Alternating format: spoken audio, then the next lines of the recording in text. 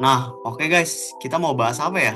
Kayaknya kalau ngebahas kebocoran data Tokopedia tahun 2020 asik tuh. Itu kan lagi Boleh. waktu itu kayak menurut gue sih itu beritanya sudah besar banget itu waktu itu. Kayak kita mau bahas juga kan kayak gimana kejadiannya, dampaknya tuh kayak gimana. Nah, apa yang bisa kita ambil dari Hmm, pelajaran kebocoran data tersebut loh?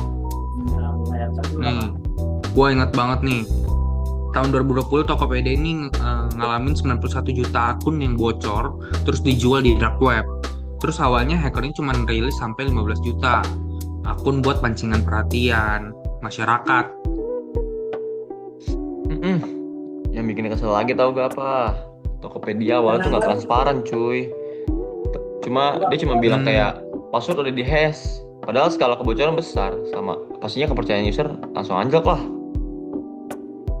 Gua iya.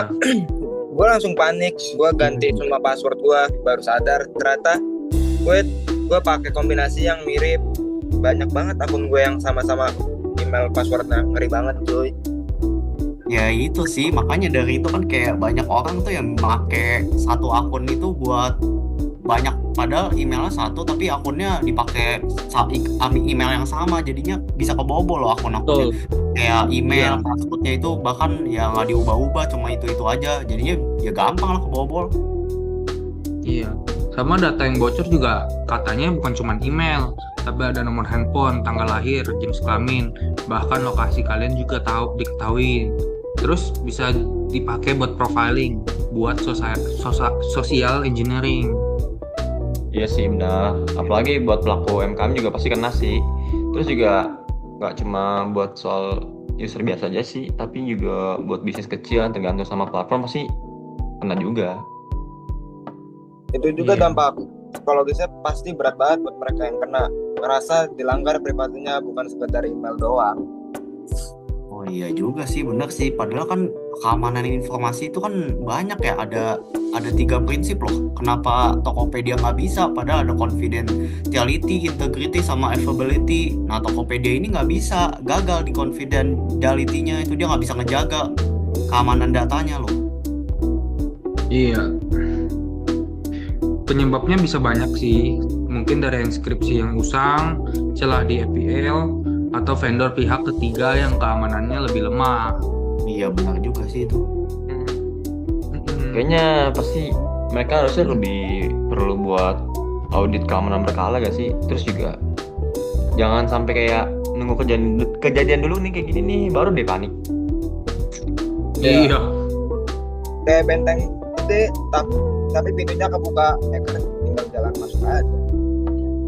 Nah iya, makanya seharusnya tuh Tokopedia tuh gabungin technical, administratif, dan physical control biar gak cuma di software doang. Jadi dia ngembangin keamanannya sampai inti dalamnya, jadinya nggak gampang dibobol. sama juga edukasi pengguna juga yang penting tuh. Karena banyak yang belum paham soal phishing, OTP, atau verifikasi dua langkah. Iya sih bener Makanya, sih. Tapi setelah kebocoran pun nih kemarin nih yang 2020 itu masih banyak banget cuy yang nggak ganti password.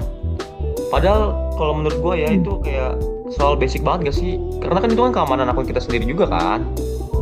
Iya, mm, kalau dari gue sih rutin ganti password, kadang lupa sendiri, tapi mending daripada datanya dipakai orang sih. iya sih, betul banget. Ya bener sih. Jadi kayak dari kesimpulannya kayak perusahaan juga sebenarnya harus jaga datanya tuh amanah, bukan dengan jaga amanah juga, tapi user sebenarnya juga harus peduli sama keamanannya juga. Jadi kayak penggunaan password itu Iya, penting sih menurut gua sih. iya. Dan budaya keamanan juga harus dibangun dari sekarang, bukan cuma reaksi saat krisis. Jadi pas sudah kejadian baru belak-belakan. Iya lagi. Semoga deh dari kejadian yang ini buat jadi pelajaran gak sih buat kita semua, buat semua pihak nih. Terus juga kan kita tahu dunia digital juga makin luas. Ternyata kalau dunia digital makin luas tuh pasti resikonya juga makin besar cuy. Iya sih. Kalau gue mah siap jadi duta keamanan data, asal boleh pakai password manager. Ya, ya Oke. jelas lah itu mah kan tugas kita ya sebagai anak-anak muda, apalagi harusnya kita kan peduli sama di sekitar kita.